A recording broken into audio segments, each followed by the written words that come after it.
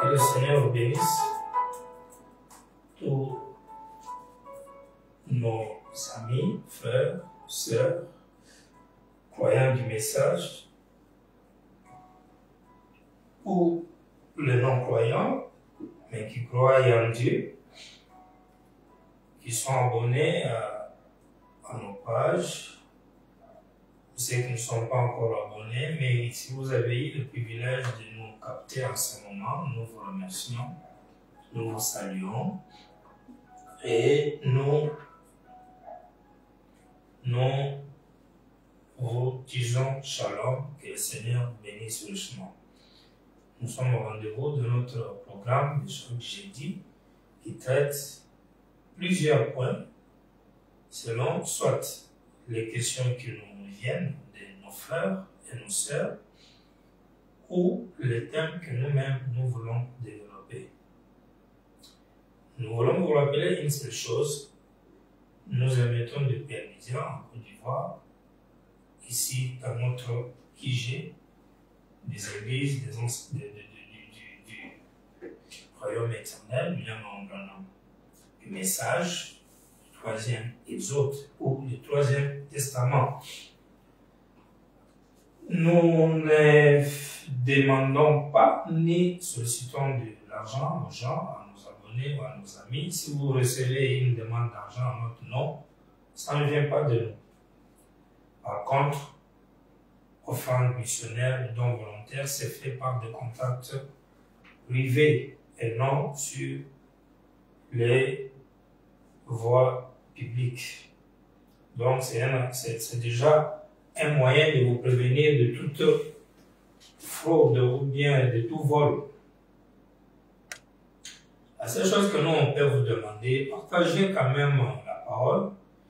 Hein, soyons missionnaires, dans ce sens que vous nous voyez en ligne, si vous vous connectez, invitez d'autres amis que vous connaissiez, qui ne sont pas du message, ou bien qui sont du message et que tu penses que le thème peut les intéresser, invitez-les. C'est la seule petite chose qu'on peut faire. nous partageons pas mal des histoires sur le net qui sont parfois inutiles, des informations du monde, mais on a du mal à le faire pour la parole, même liker, même juste un petit signe de vie, on ne le fait pas et c'est pas bon. C'est pas bon parce que toutes ces choses-là permettent tout simplement à nos pages d'être non restreintes. C'est pas parce que c'est monétisé, c'est pas monétisé, mais on veut juste dire, si vous vous abonnez aux pages, si vous faites des signes de vie par rapport à aimer tout ça et au partage, ça permet aux gens qui ont conçu ces histoires, ces logiciels, de comprendre que ce que nous faisons, il y a des gens qui aiment ça. Et du coup, nos pages n'auront pas de restrictions. Parce que souvenez-vous que le message que nous portons, n'est pas un message qui est populaire. Donc, il y a ceux qui sont contre ça. Alors, quand ils verront quand même qu'il y a ceux qui soutiennent ça, ça va créer l'équilibre. Ça, je m'adresse à nos amis les plus fidèles et ceux qui nous font encore beaucoup plus confiance dans cette affaire. Aujourd'hui, nous avons une préoccupation qui demande ceci. Qui sont les deux chérubins dont l'un a été retranché? Deuxième, Satan a-t-il tous les attributs de Dieu? Lui aussi, Satan. Peut-il aussi avoir tous les attributs de Dieu, comme être un ange de lumière, comme naître sous les 3 étoiles, peut guérir, peut être le fils de l'homme, fils de Dieu, fils de David? Voilà. Est-ce que Satan a aussi ses attributs? Troisièmement, y a-t-il une situation qui compare Jésus et Satan par le fait que Jésus est à la droite de Dieu, Dieu aussi à la droite disons, Satan aussi à la droite de Dieu? Est-ce que Jésus ne peut pas créer, Satan ne pouvait pas créer? Jésus ne connaissait pas le 7e sceau, Satan ne connaissait pas le 7e sceau. Bon. Est-ce que c'est une citation ou un raisonnement? Voilà ce que nous allons traiter. Et nous allons essayer de répondre. Un autre point, oui, une précision que je vais vous porter, c'est que pour tous nos amis frères et sœurs du message, je sais que vous nous aimez, nous aussi nous vous aimons beaucoup. Mais je ne serai jamais, chaque fois, à 100% en accord avec vous, par rapport à ce que vous pensez ou à ce que vous croyez. Donc, j'ai du mal à blesser quelqu'un qui est ami et qui me suit beaucoup. J'ai du mal à le faire, mais pour autant, nous ne devons jamais déranger la parole pour vous satisfaire. Nous devons par contre rester fidèles à la parole, la lire conformément au texte et les contextes. Et là, nous serons vraiment des vrais amoureux pour vous. Vous aimez Dieu, c'est pas déranger son programme, ni falsifier sa parole, mais c'est de garder sa parole dans la continuité.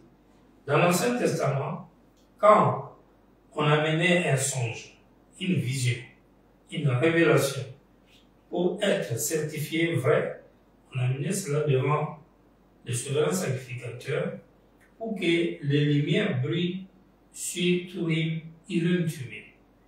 De la première à la dernière lumière. Si ça brille 2, 3, 4 sur 12, c'est pas ça. Il faut que toutes les 12 pierres doivent s'allumer. C'est la même chose aujourd'hui.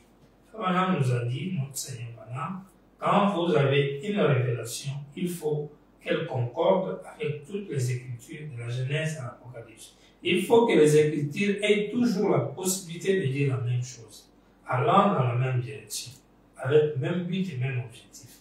Quand nous avons des révélations, quand nous avons des points de vue, quand nous lisons le message et notre façon de comprendre crée des ruptures dans la connexion des Écritures, vous devez comprendre que vous avez mal compris. Vous êtes hors test, vous êtes hors contexte. C'est plus simple que ça. Il n'y a pas quelqu'un qui détient le monopole de la bonne compréhension. Et la bonne compréhension, c'est bien maintenant quand il est répété chaque fois sans être contredit. Et c'est simple. Alors, nous disons ceci. C'est quoi d'abord un chérubin? Personnellement, j'ai entendu dire qu'il y a deux chérubins, un a été retranché et qu'un est resté. Je ne connais pas vraiment où se trouve cette citation-là. Pour le moment, si vous l'avez, vous pouvez me l'envoyer. Mais moi, je ne l'ai pas eu. J'ai déjà beaucoup cherché, je n'ai pas vu une citation où Frère Branham dit qu'il y a deux chérubins, un a été retranché et un est resté. Mais je vous donne des citations, peut-être nous arriverons dans un lié qui donne le lié à ce qu'on puisse déduire sur ces paroles-là. D'abord, la définition d'un chérubin, c'est un rang des anges très très élevé. Juste après Dieu, le premier rang des anges, c'est les chérubins. À un moment, ils sont assimilés même aussi aux séraphins. Mais elles sont encore un peu supérieures aux séraphins. Et les chérubins, c'est eux aussi qu'on appelle les archanges. Archanges. C'est le premier rang après Dieu, dans l'ordre des anges. Et nous savons déjà que les anges, ce ne sont pas des êtres forcément avec des ailes comme nous le voyons dans le monde, ou dans les photos, ou dans les images, mais ce sont les expressions de puissance et de l'Esprit de Dieu. Tu peux se multiplier, mais étant une unité. Je crois que vous pouvez me comprendre de quoi je vais parler. Alors, quand vous prenez par exemple les séraphins, comme on l'a dit, ce sont des anges aussi qui sont très élevés en dignité, mais elles viennent juste après le chérubin. Les chérubins, c'est qui sont les archanges, je venais de le dire. Disons le temps de la moisson, prêché à Phoenix, Arizona, samedi le 12/12/64, à partir du paragraphe 47. Et il nous a créés différents. Il nous est dit dans la Bible que les étoiles sont différentes les unes des autres. Une étoile est différente d'une autre. Vous savez, il y a une différence au ciel entre les anges, les êtres angéliques. Il y a des anges, il y a des chérubins, il y a des séraphins. Il y a une différence là-bas. Et nous sommes tous différents. Et Dieu a de grandes montagnes, il a des plaines, des prairies, des herbes, des déserts, de l'eau, vous voyez. Il a des variétés. Il est un Dieu des variétés. Et considérez son peuple ici ce matin, certains parmi nous sont blancs, d'autres noirs, d'autres bruns, d'autres jaunes, d'autres rouges, vous voyez. C'est son peuple. Il est un Dieu des variétés. Et ainsi, je pense qu'il a fait la même chose parmi ses prédicateurs. Voilà pourquoi les prédicateurs ne sont pas identiques. Ils sont différents. Petits, grands, moyens, tout ça, c'est comme ça avec Dieu. Tout le monde n'est pas égaux. Tout le monde n'est pas sur le même point d'égalité. Le sceau des Pâques. Bien, paragraphe 52, prêché le 10 avril 1965, samedi. Bien, il y a une déclaration d'importance. Je voudrais que mes frères prédicateurs essaient de les comprendre, voyez-vous. Au commencement, Dieu, le grand esprit, à ce moment-là, il n'était même pas encore Dieu. Il était l'Éternel. Dieu, c'est un objet d'adoration. Il n'avait rien qui puisse l'adorer. Il n'y avait pas d'ange, ni rien. Rien que Dieu tout seul. Il est le seul qui soit éternel. Mais, pour pouvoir être Dieu, il fallait qu'il y ait quelque chose qui puisse l'adorer. Il a donc créé des anges, des êtres, des chérubins, et tout pour l'adorer. Son glorieux plan commençait à se dévoiler. Et quand vous lisez ici des chérubins, vous comprenez, c'est au pluriel. Des anges au pluriel. Jusque là, nous n'avons pas la création d'un seul chérubin ou de deux chérubins seulement. Non. Des chérubins au pluriel, nombreux. Quand vous prenez la demeure future de l'épouse céleste et de l'épouse terrestre, 28 août 64 dimanche, 475, paragraphe. Remarquez de nouveau, il a ressuscité Moïse d'entre les morts. Où est son tombeau? Quelqu'un peut-il le trouver? Lisez le livre d'Égypte, vous voyez. Satan est l'archange qui contestait avec l'archange Satan a dit que le Seigneur te réprime quand il s'est disputé le corps de Moïse. Et ici, Pierre, Jacques et Jean étaient là, debout, à le regarder sur la montagne de la transfiguration, dans le pays même où la montagne doit s'élever pour qu'on y habite, vous voyez. Ici, Frère Branham dit qu'il y avait des archanges qui se disputaient le corps de Moïse. Et nous savons bien que dans les Écritures, c'était Michael qui se disputait avec Satan le corps de Moïse. Donc du coup, on comprend déjà que Michael c'est déjà un archange, nous le savons, et Satan était aussi un archange. Prenez question-réponse numéro 1. 23 août 64, dimanche, matin. 172. Satan était l'ange le plus beau, il était le chérubin le plus important. Regardez comment les femmes changent par rapport à ce qu'elles étaient auparavant. Combien se souviennent de Pearl, les anciennes Miss américaines, qui ne ressemblaient presque à rien de grave, mais aujourd'hui, la beauté a augmenté. Satan était le chérubin le plus important. Mariage et divorce, 75, paragraphe, les numériques de Shekinah. Saviez-vous que Satan était l'égal de Dieu à un certain moment? Assurément, en tout, sauf qu'il n'était pas un créateur. Il était tout. Il se tenait à la droite de Dieu, dans les cieux, un grand chérubin de premier rang. Donc déjà vous comprenez que le corps même de Satan, c'est un ange. Un corps céleste, c'est un ange, un chérubin de premier rang, comme nous le disions, juste après Dieu, vous débutez le chérubin, vous avez Satan qui était le premier rang. 69 paragraphes, question-réponse du 28 juin 59 soir. Alors 69, voyez-vous, Satan était le premier archange de Dieu. Jadis, il habitait au ciel. Jadis, il était la personne la plus importante au ciel, en dehors de Dieu. C'est-à-dire, si Michael et Gabriel et Dieu sont trois personnes différentes, Satan était après Dieu, mais supérieur à Michael et à Gabriel. Si Michael est un ange à part, Gabriel, un ange à part. Dieu, lui-même, un ange à part. Parce que le Logos, c'est un ange aussi. On appelle l'ange du Seigneur.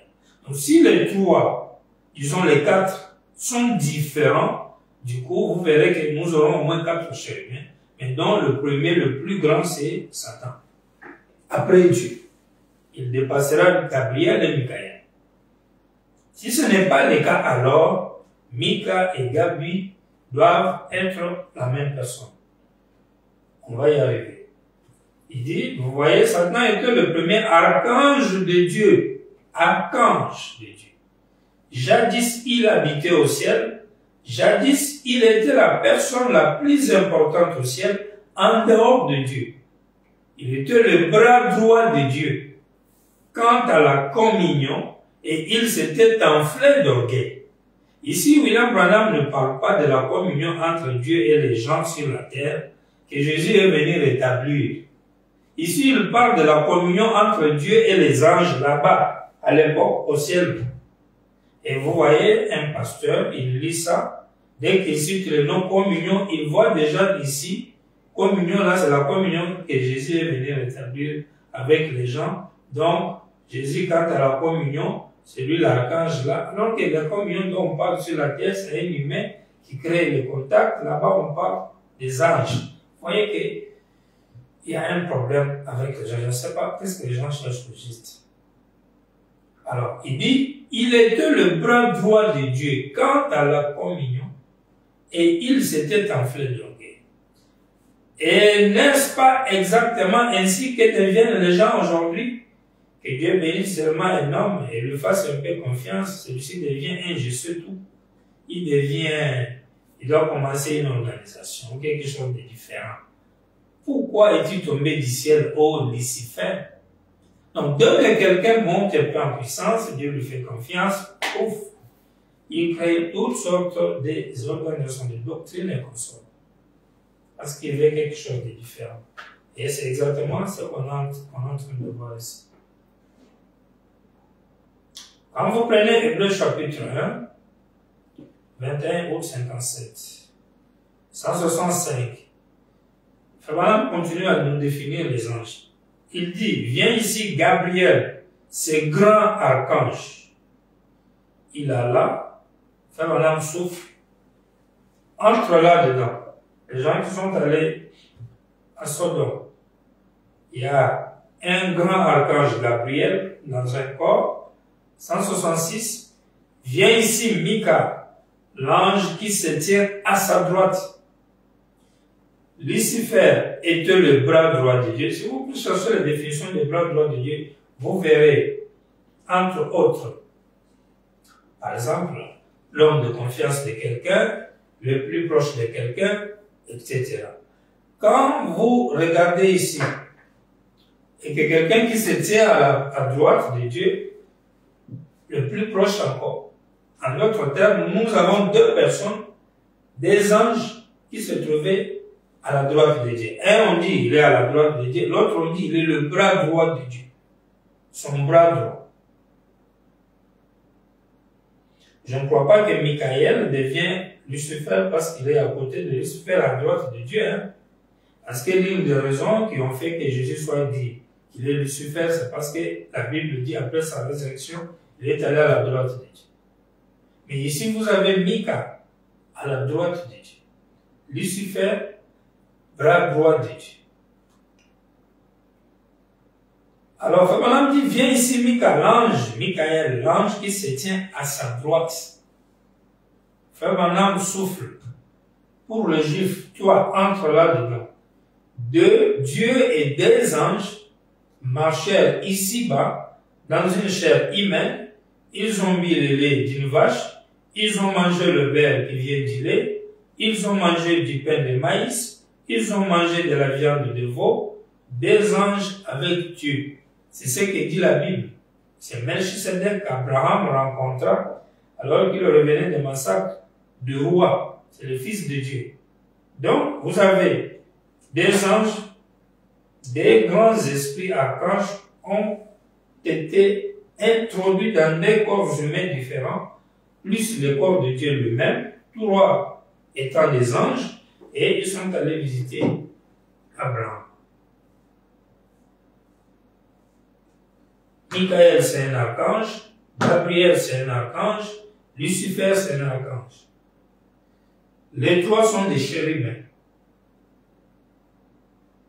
Donc déjà, l'idée de Dieu qu'il y a deux chérubins, ça ne colle pas au ciel d'abord. Nous parlons du ciel. Il n'y a pas deux chérubins au ciel. Il y a plusieurs chérubins au ciel. On a plus de deux déjà. Alors si Michael, Gabriel, plus Dieu sont une seule personne, donc nous aurons Dieu lui-même qui était les grands chérubins, Michael et Gabriel à la fois. Michael quand il fait la vengeance, Gabriel quand il annonce la grâce ou le message de bonnes nouvelles. Et en ce moment-là, nous n'aurons que des grands chérubins, Dieu et Lucifer. Et si vous dites que les deux, un a été retranché, je ne sais pas. C'est Lucifer qui a été retranché du ciel pour être chassé devant Dieu, peut-être. Et celui qui est resté, c'est Dieu lui-même, peut-être. Admettons que ça soit ainsi. Mais continuons encore à lire pour voir clair. Si ce n'est pas ça, vous verrez déjà, pour ceux qui connaissent déjà l'origine de ces questions, Ça provient du fait que les gens ont déjà placé les deux chérubins là, comme si c'était Jésus et Lucifer. Et maintenant, je ne sais pas qui est retranché, qui est resté. Ou bien c'est Jésus et Branham, un est retranché, je ne sais pas. Donc, il y a vraiment des choses que nous n'arrivons plus à maîtriser sur cette domaine de doctrine. Alors, prenez le sermon les parents rédempteurs. Péché dimanche, le 2 octobre 60. Alors 168. Eh bien, des fils et des filles, qui a le plus de pouvoir devant Dieu? Qu'est-ce qu'un ange? Un ange est un serviteur, pas vrai? Ce sont ses serviteurs. Êtes-vous son fils et sa fille? Qui a alors le plus de pouvoir au ciel? Un pécheur sauvé par grâce ou un archange qui se tient à sa droite? Le pécheur qui a été sauvé par grâce a plus d'autorité dans le ciel qu'un archange qui se tient à son côté et qui est sans péché. Parce qu'il est un fils. Un fils a plus d'autorité qu'un serviteur, bien sûr. Oh, nous oublions ce que nous sommes. Nous oublions trop souvent ce qu'il a fait de nous, ce que nous sommes. Après être devenus ce que nous sommes, nous oublions ensuite comment nous y sommes parvenus.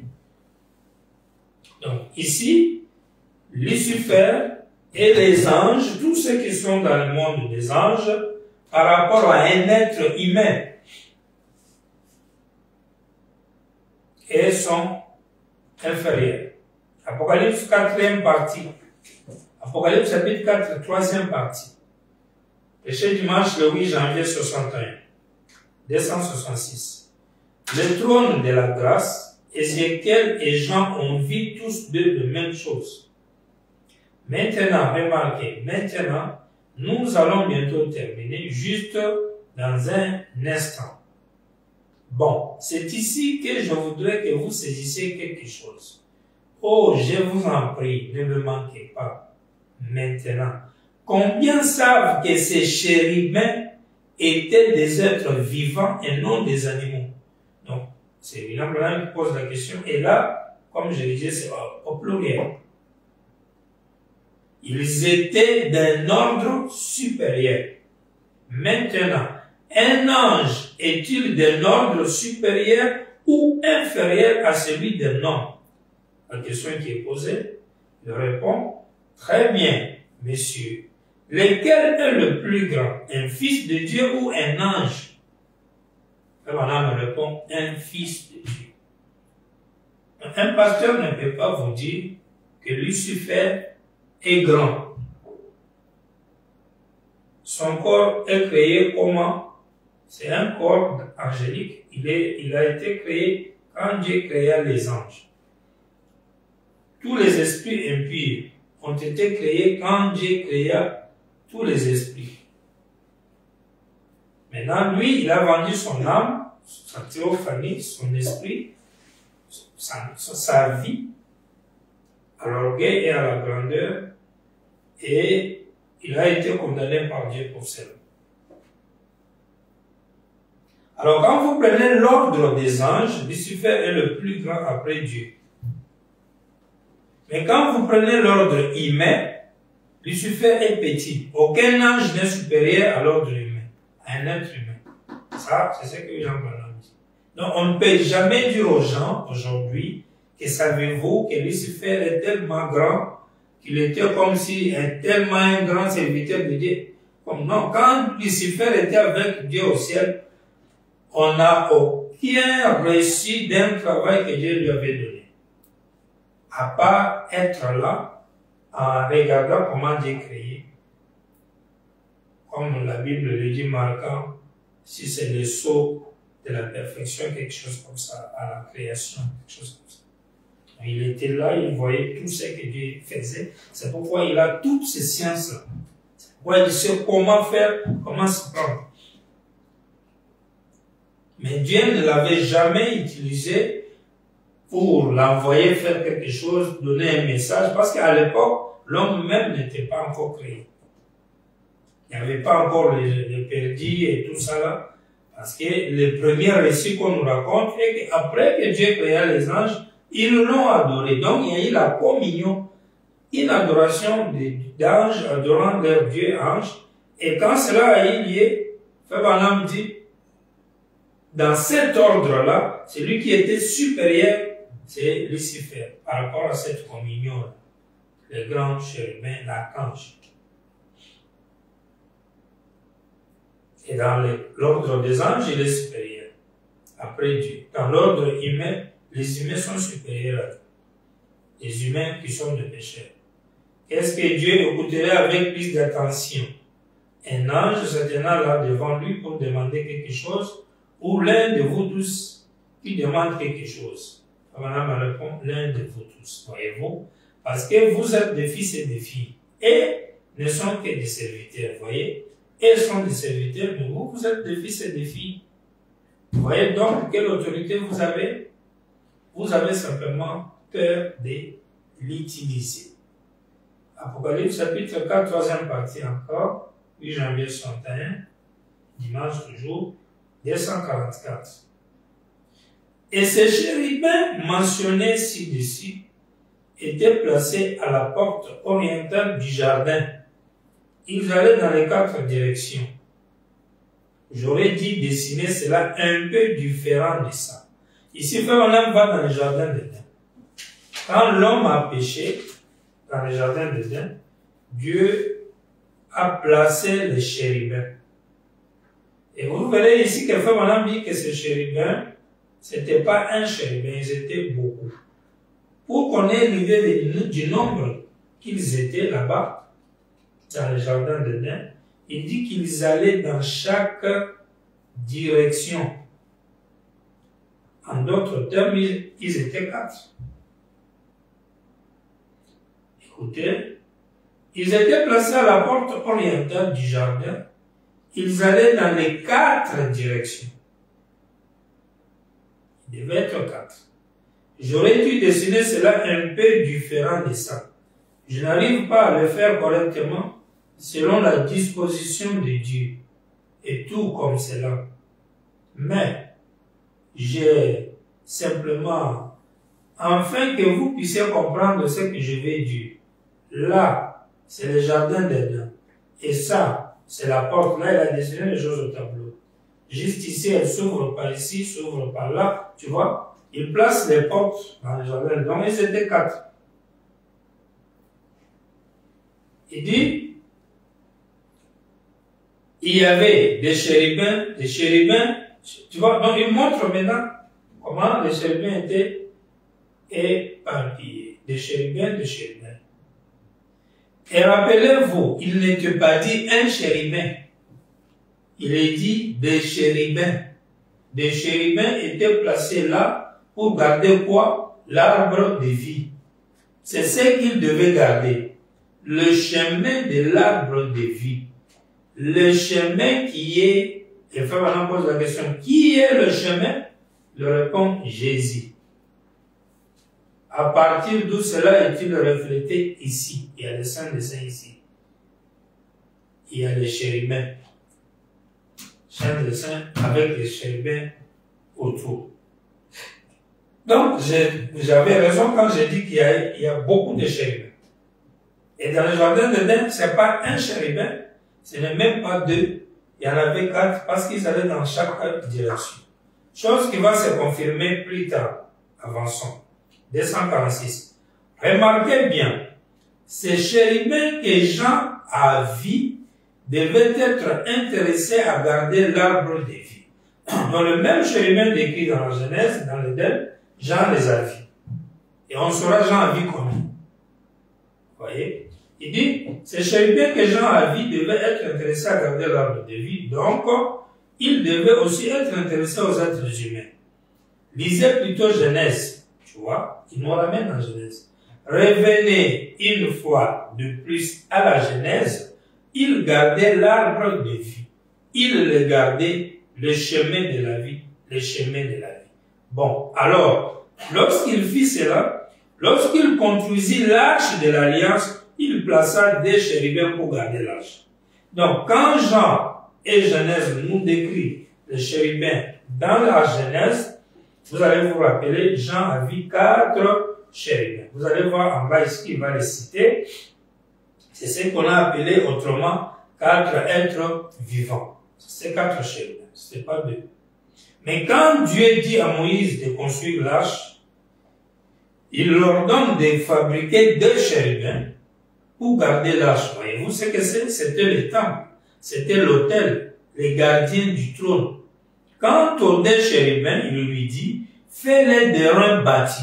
Donc, Dieu ordonne pour le temple, là où Israël allait adorer, il y avait parvis extérieur pour laver les sacrifices. Il y avait les lieux saints où on déposait les sacrifices pour le peuple. Il y avait les lieux très saints où les souverains sacrificateurs amenaient les offrandes ou sacrifices une fois l'an pour tout le peuple.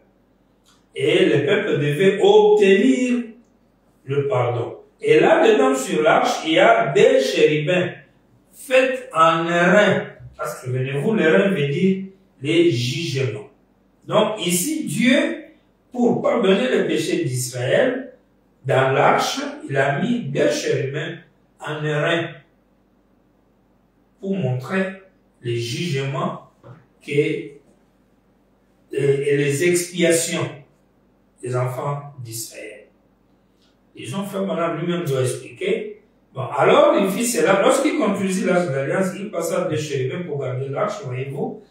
Voyez-vous ce que c'est? C'était le temple, c'était l'autel, les gardiens du trône. Quant aux 2 chérubins, il lui dit, fais les reins battus et dispose leurs ailes de sorte qu'elles se touchent comme ceci. En effet, c'est exactement ce qu'il avait vu au ciel. Vous voyez, ce qu'il a vu au ciel, c'est ce qu'il est en train de répéter ici. Et vous allez comprendre qu'aucun de ces 2 chérubins ne le serpent. Sinon, parce que les gens n'aiment pas écouter un mot. Comme on a dit, là, en même temps, on doit chercher à voir les reins quelque part pour lier les gens. Non. Souvenez-vous, ici, il s'agit des expiations. Ici, il s'agit des sacrifices qu'ils ont offerts à Dieu. Il s'agit de la rédemption. Et le diable n'entre pas dans le programme de rédemption de Dieu. C'est exactement ce que Jean a vu au ciel. Vrai dire, ces 4 chérubins aux 4 côtés de l'arche du trône au ciel. C'est-à-dire, au ciel même, là, ils étaient 4. Mais quand Dieu dit à Moïse de le faire, il a vu 4, mais il a fait 2 sur la terre, sur l'arche. C'est exactement ce que Jean a vu. 4 chérubins aux 4 côtés de l'arche. Et ce sont les mêmes 4 chérubins qui étaient dans la Genèse, gardant les 4 directions du jardin d'Éden. Donc, jusque-là, je ne vois pas toujours qui sont ces 2 chérubins dont un a été retranché. C'est Dieu et Lucifer. Lucifer a été retranché au ciel et Dieu est resté. Si c'est ça, ok, pas de problème.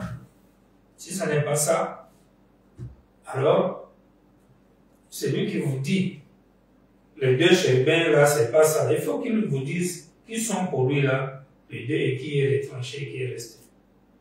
Si vous voulez lire ces passages de l'Écriture, nous n'avons pas le temps de prendre cela. Notez Exode 25, 10 à 22.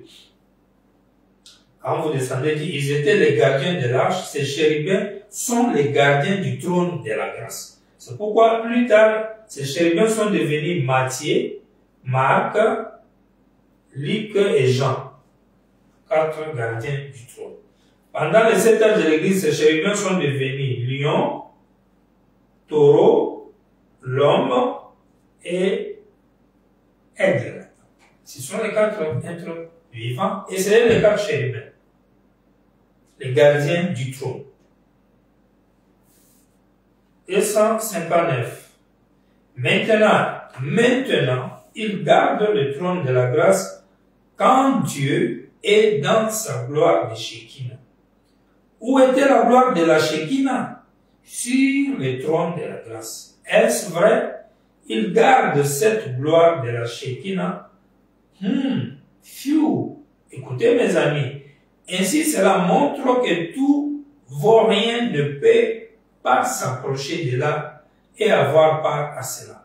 Vous devez être préparé avant d'entrer dans cette présence. Donc, ces chérubins, c'est l'Esprit de Christ qui utilise la parole de telle sorte que, émanant de tous les quatre coins du globe, quand les esprits viendront tout autour de la parole, l'Esprit de Christ, dans sa sagesse, saura la bonne et la fausse semence pour qu'elle utilise mal. La fausse utilisera mal l'écriture. Parce que c'est ça empêcher à manger l'arbre de vie. C'est pourquoi il y a des gens à qui Dieu envoie l'esprit d'égarement. Ils lisent ce qu'on lit là et voient autre chose. Et ils pensent qu'ils ont des révélations alors que c'est un esprit d'égarement. Et ça provient des quatre. Ce sont des chérubins qui font ça. Voilà pourquoi ce chérubin, ce n'est pas des démons. S'il y a un chérubin qui a été destitué à sa place, l'archange, c'est Lucifer. Mais les restes des chérubins qui sont avec Dieu sont justement avec lui. C'est-à-dire, c'est à son service. Lucifer, parmi ceux qu'il a amenés, il peut aussi avoir d'autres chérubins là-bas, d'autres grands anges là-bas. C'est pourquoi il a aussi son royaume dans lequel vous avez les grands, les éboules et tout ça là. Il a une hiérarchie des démons. Voyez. Mais nous, on ne devait pas baser nos enseignements sur Lucifer tout le temps. Sinon, vous risquez de devenir des satanistes. Vous allez remarquer que certaines affirmations des satanistes sont maintenant utilisées par les gens du message. Donc, ils sont déjà dans le satanisme sans le savoir. Prenez Apocalypse 5, première partie. 64 paragraphes. Dimanche, le 11 juin 61. Bien, on comprend que l'une des choses les plus remarquables sur laquelle j'aimerais attirer votre attention, c'était les êtres vivants de la dernière partie du chapitre 4 que Jean vit et qui gardaient l'arche de l'Alliance. Vous rappelez-vous qu'ils étaient disposés exactement comme Israël dans sa marche. Il y avait la face d'un être vivant. Et nous avons appris que ces êtres n'étaient pas des anges, ils n'étaient pas non plus des hommes, c'était des chérubins. Et nous les avons vus dans l'Ancien Testament près de l'arche. Nous les retrouvons dans le Nouveau Testament. Donc les chérubins dans l'Ancien Testament, ils sont aussi dans le Nouveau Testament. Apocalypse chapitre 5, deuxième partie, paragraphe 89, 18 juin 61. Un agneau. Pourquoi n'avait-il pas vu l'agneau auparavant? L'agneau était assis sur le trône du Père au milieu des gardes. On me donner la photo du bas. Jean ne pouvait pas voir là-dedans. Il voyait seulement à quatre faces ces quatre êtres vivants qui se tenaient là. Ces quatre chérubins qui se tenaient là gardaient ces lieux saints. Et nous avons vu cela dimanche dernier et dans d'autres leçons qu'il avait vu cela.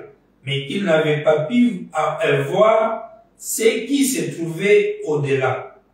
Et là, tout à coup apparaît d'une façon mystérieuse et soudain quelqu'un un agneau.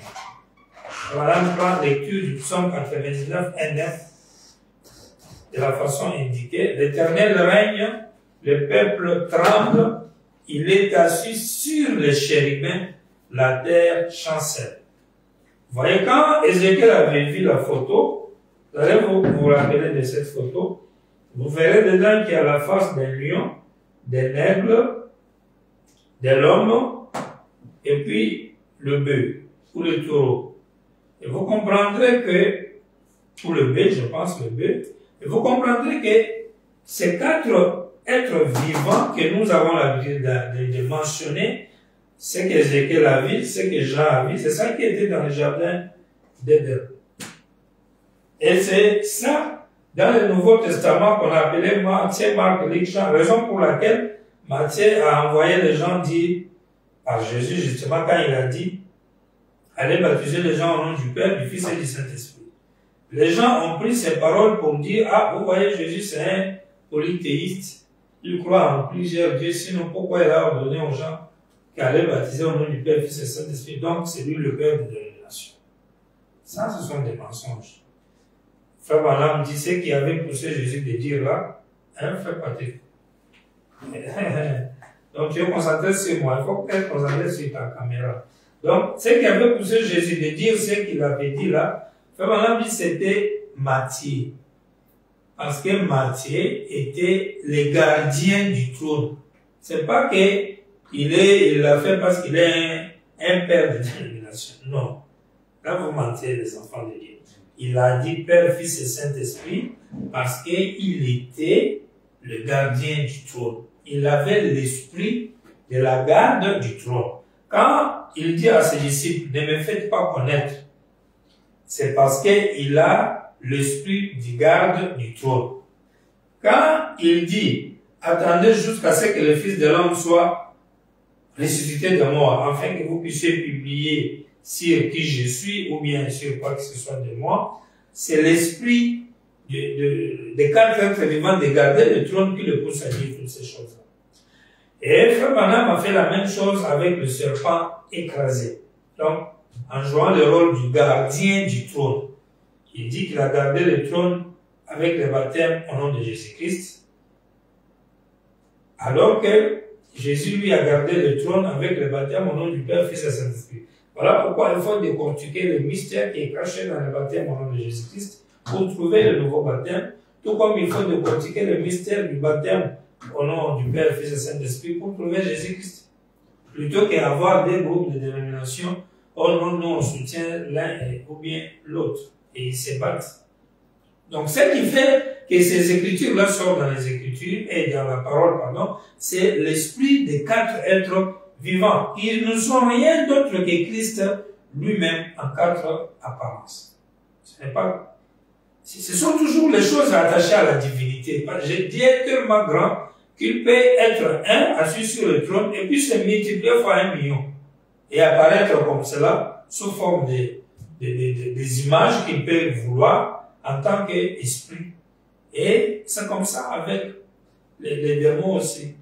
Donc quand on parle de la puissance de Dieu, qu'il envoie ses anges, oui, ça appelle sa propre présence, envoyée sous forme théophanique. Et il peut faire ça. Parce que c'est ça la dimension spirituelle illimitée. On peut multiplier les puissances, les moyens, les anges.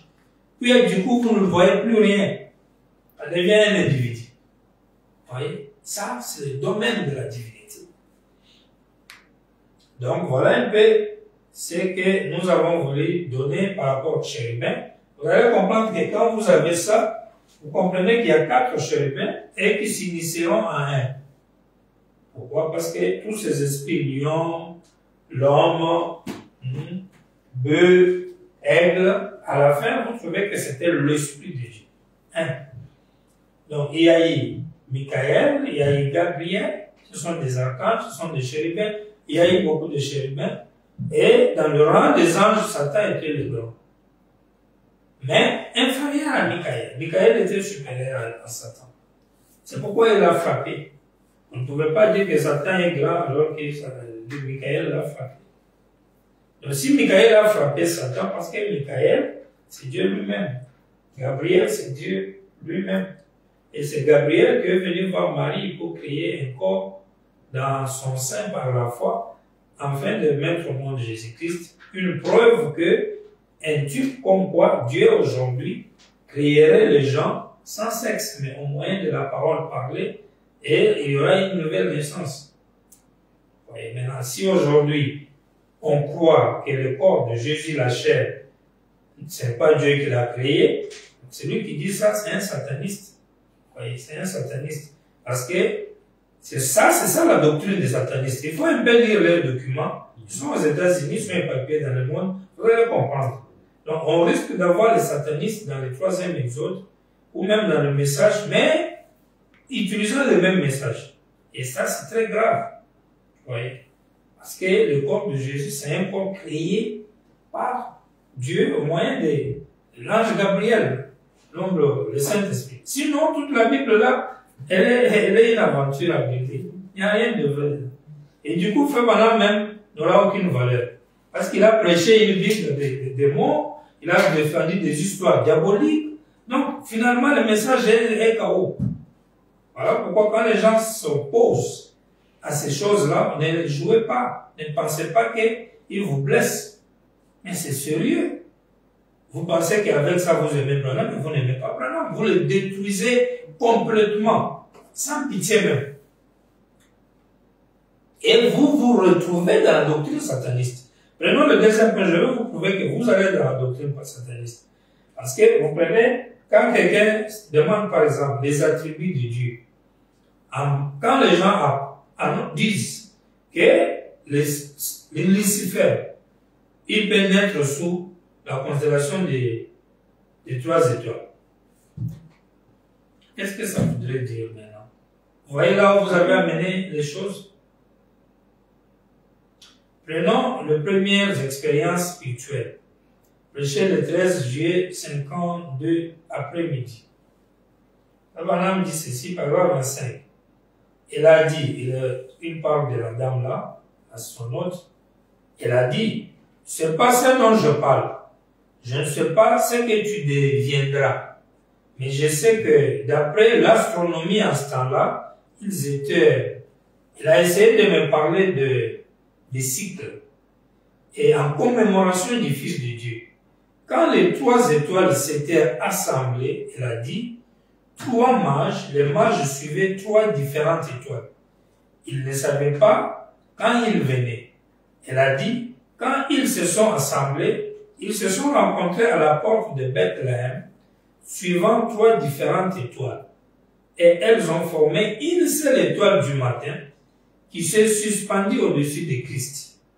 Quand on dit que quelqu'un est une étoile du matin, ici, William Branham dit les 3 étoiles à la naissance de Jésus se sont fondues en une pour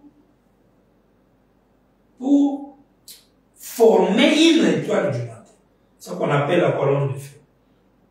Alors quand 3 étoiles forment une étoile du matin et c'est suspendu sur Christ, oui, on dit, Lucifer était le fils de l'aurore ou du matin. Vous prenez chaque fois qu'il y a le même mot pour rapprocher les gens.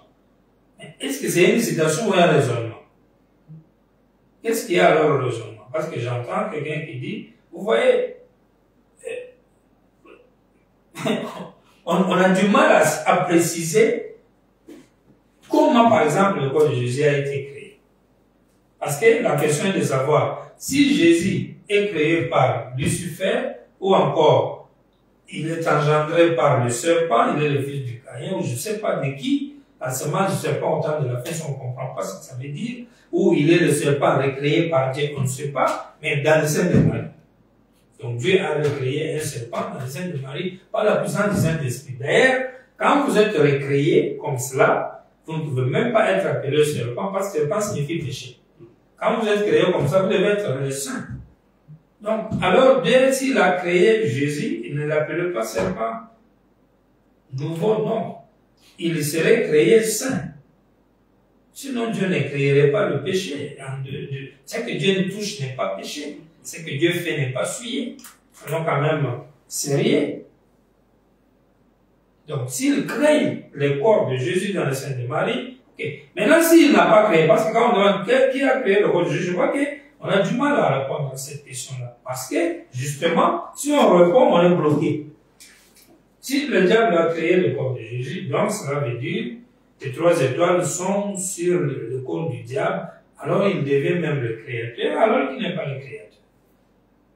Alors, si on dit que le corps de Jésus était créé par Dieu, mais cela n'empêche pas qu'il soit du démon, parce que Lucifer lui-même, c'est Dieu qui l'avait créé, puis il est devenu démon. Donc, vous faites justement le même amalgame chaque fois de comparaison et de raisonnement. Et puis, quand on pose des questions, on dit vous raisonnez.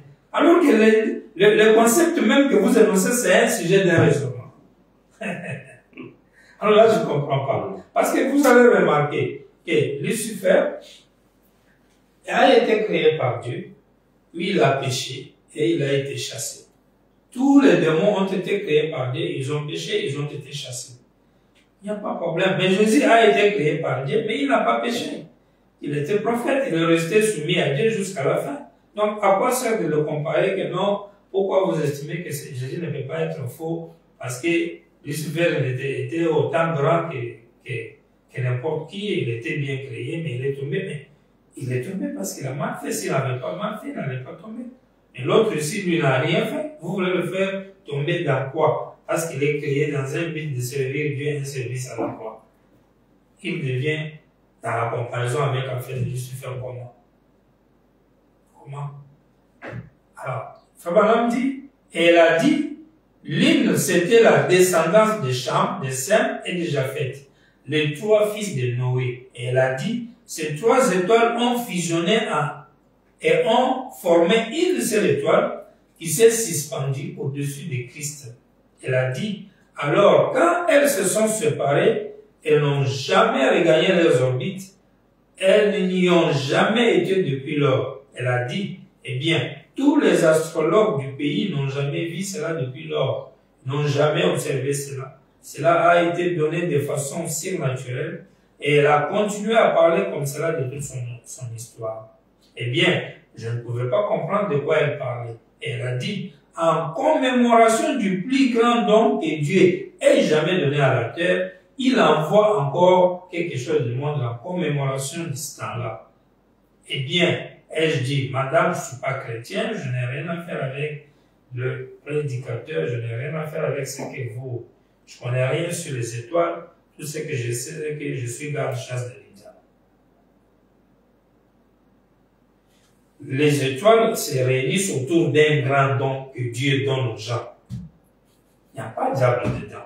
Il ne faut pas dire des choses comme ça. Vous faites, c'est un peu de la folie.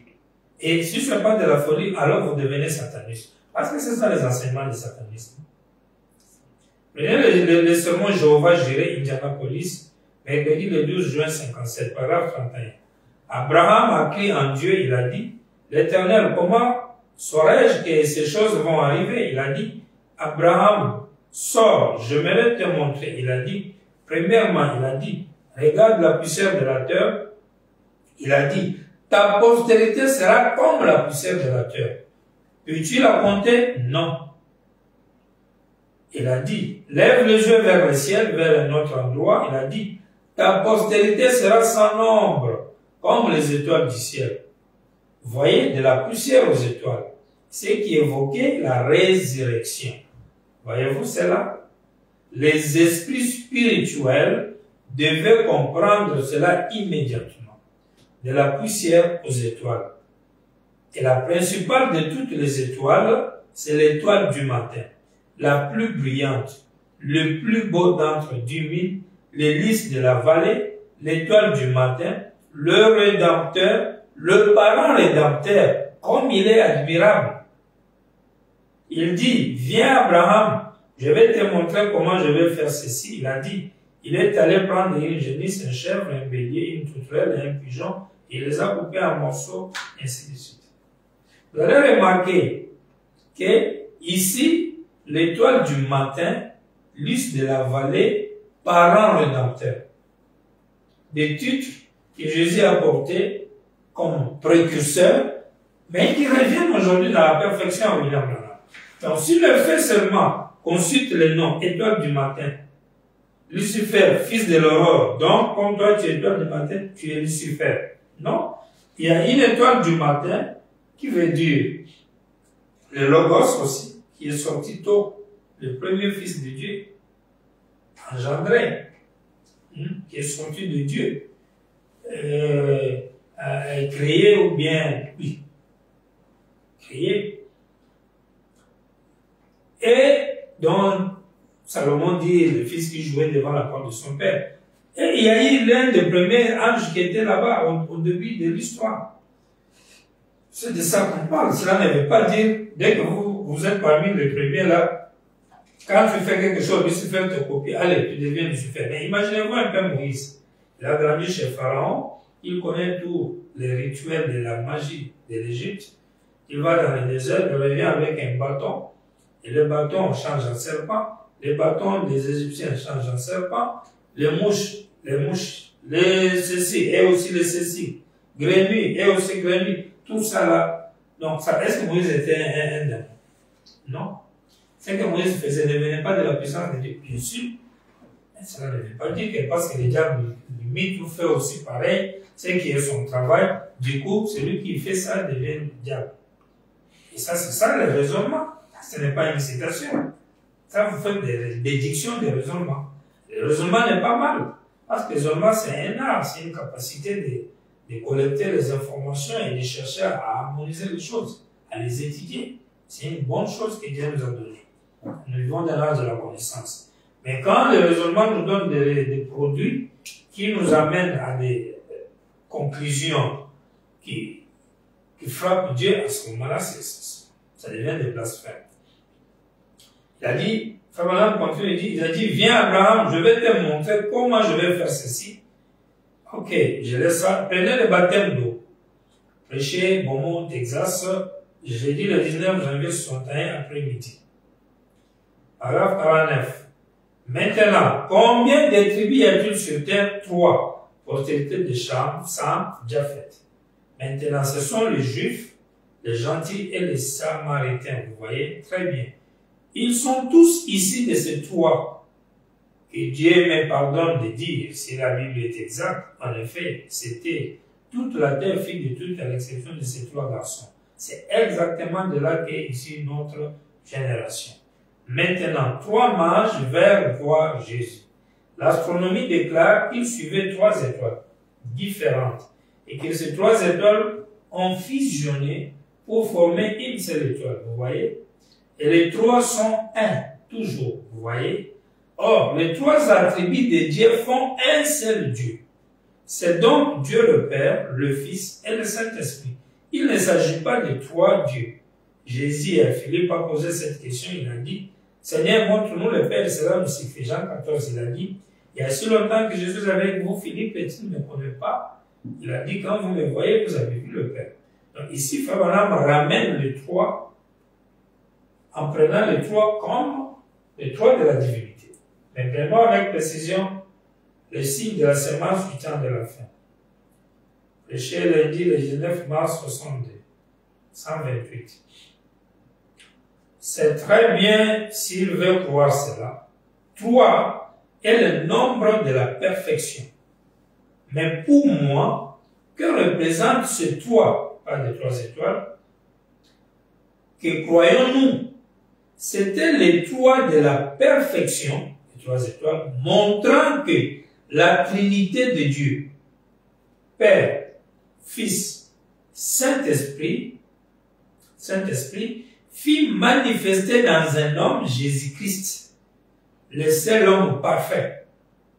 Tous les autres hommes avaient failli, tout le reste était mort. Mais voici venir un homme qui ne pouvait pas mourir, la perfection. En effet, même la mort ne pouvait pas le tuer, il le ressuscita. 3 est le nombre de la perfection. Donc vous voyez que pour Frère Branham, les 3 étoiles, c'est l'unité des 3 offices du même Dieu. Père, Fils et Saint-Esprit. En Jésus. Donc quand il y a eu 3 étoiles à la naissance de Jésus, c'était pour annoncer qu'il devait y avoir la plénitude de la divinité en Jésus-Christ. Le mystère de la piété, grand Dieu, etc.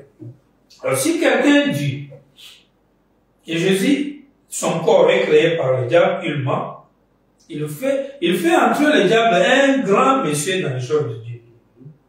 C'est-à-dire que vous êtes même en train d'adorer le diable parce que vous le magnifiez, vous le mettez dans les places où il ne peut pas arriver. Là où on devait le chasser de loin, comme un oiseau impie, vous l'amenez dedans. Vous l'amenez dans les domaines où on ne doit même pas parler de lui. Alors, si le diable peut être sur les étoiles, il est avec Dieu. Dieu même peut entrer en lui. Maintenant, Branham est grand et bien par rapport à lui. Pourquoi on n'adore pas directement quand même Satan? Parce que je ne vois pas assez de différence maintenant entre lui et Dieu. Tout ce que Dieu fait, lui aussi fait. Donc, la seule différence qui ferait que vous ne puissiez pas aimer le diable, c'est seulement parce que lui n'a pas créé les secrets. Tout le reste là, il le fait. comme il n'a pas guéri les églises, pourquoi vous ne l'adorez pas? Parce qu'il est carrément un bon monsieur, apparemment. Tout ce qu'il a, c'est étonnant. Il a guéri les gens, il a donné la paix aux gens, il a ressuscité les morts, il fait discerner les pensées. Mais les diables disent, c'est votre... Ah, je ne sais pas là. Et mes frères, quand vous répliquez comme ça, vous dites raisonnement. Quand vous vous dites, comme diable était à droite de Dieu, puis on dit, Jésus était à droite de Dieu, donc, Jésus est ressuscité. Là, ce n'est pas raisonnement. Là, c'est citation. Mais moi, ici, je parle de la citation. La citation dit, 3, c'est la preuve indique que Père, Fils et Saint-Esprit étaient manifestés dans un homme saint, Jésus-Christ. 3 est le chiffre de la perfection. Nous savons tous cela. 3 est le nombre de Dieu dans sa numérologie. On connaît Dieu par ses chiffres. 3, c'est la perfection. 7, c'est l'adoration. 24, c'est l'adoration. 40, tentation. 50, Pentecôte, jubilé. Et ainsi de suite. Tous les chiffres et le nombre de Dieu sont parfaits. C'est dans la perfection. Maintenant, 3 est le chiffre de la perfection juste avant le moment où, écoutez attentivement maintenant, quand le petit bébé Christ naquit, 3 étoiles s'assemblèrent et formèrent la seule étoile du matin qui refléta la venue d'un enfant Christ, un être parfait. Les 3 étoiles prouvent que le bébé là est parfait, n'est pas mal, n'est pas sale. Comment vous pouvez maintenant, vous l'appelez serpent distant? S'il n'est pas seulement serpent, vous l'appelez serpent nouveau. Vous et William Branham, qui dit vrai? Et qui est le menteur? Disons-nous la vérité en face. Et moi, je crois que tout frère, toute sœur, tout pasteur ou prédicateur qui ménage les forces à force pour dénoncer des pareilles doctrines, il n'aime pas Branham. S'il aime Branham, alors c'est un efféminé, ou alors c'est-à-dire qu'un poltron, et c'est ce que Frère Branham dit, c'est dans les Écritures. Il y a des pasteurs qui sont efféminés, et des poltrons, des mous, qui sont incapables de défendre la vérité, et qui tolèrent des choses qu'ils ne doivent pas tolérer. Et le diable, comme il est malin, Frère Branham disait toujours, il n'y a jamais eu un mot dans la parole qui signifie les 5 roulent par terre. Mais le diable a donné ça aux enfants de Dieu pour se moquer des œuvres du Saint-Esprit. Et aujourd'hui, le diable est tellement malin qu'il a fait croire aux gens que la preuve que vous aimez William Branham, c'est quand vous mentez en son nom. Et c'est ça qui est le miracle et qui est grave. Vous déformez la parole, et là, vous aimez William Branham. Et quand quelqu'un vient, il vous dit non, non, non, c'est pas ça. Ah, donc tu es défenseur de Jésus. Donc tu es le démon qui est réveillé par la révélation. Vous voyez comment les gens le jouent? C'est-à-dire, ils vous poussent à ce que, en tant qu'un pasteur ou un révérend, tu vas commencer à prêcher, à faire des grands efforts pour prouver combien Jésus n'est pas ceci ou cela. Et du coup, tu as perdu ton temps que tu aurais dû défendre William Branham. Puis après, on te revient pour dire, hé, révérend, tu as transpiré comme ça seulement pour défendre Jésus. Mais, alors que les pauvres, ils ne voulaient pas défendre Jésus, ils voulaient juste le placer à sa place. Et vous l'avez déplacé, parce que quand ils voient que quand vous le déplacez, ça crée des répercussions sur William Branham. C'est la raison pour laquelle on en parle. Sinon, on va emballer pour gagner quoi? Si les gens aimaient ce que vous dites là, et pourquoi ne pas le prêcher ouvertement et bénéficier de tous les intérêts qui sont attachés à Jésus? Pourquoi risquer tout ce que nous sommes en train de faire, de dire, combien ça c'est risquant? Regardez quand nous publions même le communiqué des campagnes, conférences là-bas au Burkina. Regardez les réactions. Les gens demandent, hey, 3e testament, alors que le 2e même n'est pas encore clair. Donc, c'est-à-dire que même les petits termes là, 3e testament, achoppent les gens. Maintenant, si vous nous amenez à ce que nous allons dans ce terrain-là, bon, C'est-à-dire qu'on va commencer à avoir deux faces. Quand on est devant le public, Jésus avait promis le Saint-Esprit et c'est Branham. Quand on est maintenant, Jésus lui-même a sauvé le diable. Vous voyez que nous devons être logiques, nous devons être ordonnés. C'est ça là où il y a le problème. Parce que là, vous mettez les gens dans une condition de les pousser à blasphémer. Soit à commencer à travailler dur pour ramener Jésus à sa place, alors que c'est pas ça le travail, c'est les histoires du christianisme, c'est déjà du passé. Et après, quand ils vont faire ça, vous allez commencer à leur dire, hey, vous là, vous êtes de Jésus. C'est pas ça. La tribu de Dieu ne peut pas se trouver dans Lucifer. Jamais. Prenez la divinité de Jésus-Christ. Prêchez le 25 décembre 49 dimanche, paragraphe 40. Jésus vient 3 fois. Il est venu la première fois pour racheter son église. Il vient la deuxième fois pour prendre son église. Il vient la troisième fois avec son église. Toute chose dans la Bible va par Trinité, par 3, mais tout en un seul Christ. Souvenez-vous, la première fois pour racheter son église, deuxième fois pour prendre son église, troisième fois avec son église comme roi et reine. Maintenant, cependant, quant à sa première venue, nous en parlerons juste un peu. Et puis nous parlerons de sa présence ici et ensuite de sa seconde venue. Jésus vient 3 fois. Celui qui vient 3 fois ici, c'est la colonne de feu qui était dans l'autre Jésus là. Donc sa première venue là est gardée par Dieu dans son programme d'action, dans les chiffres de la perfection qui est 3. Ce n'est pas dans les comptes de Lucifer. Voilà le danger quand on met Lucifer dans cette affaire. Tenez, Dieu change-t-il de penser au sujet de sa parole? Prêché à Los Angeles, mardi le 27 avril 65. 82. Eh bien, Jésus est venu sous 3 noms. Fils de l'homme, c'est qui veut Dieu, un prophète. Fils de Dieu, c'est lui qui a parcouru les âges de l'Église. Puis, fils de David.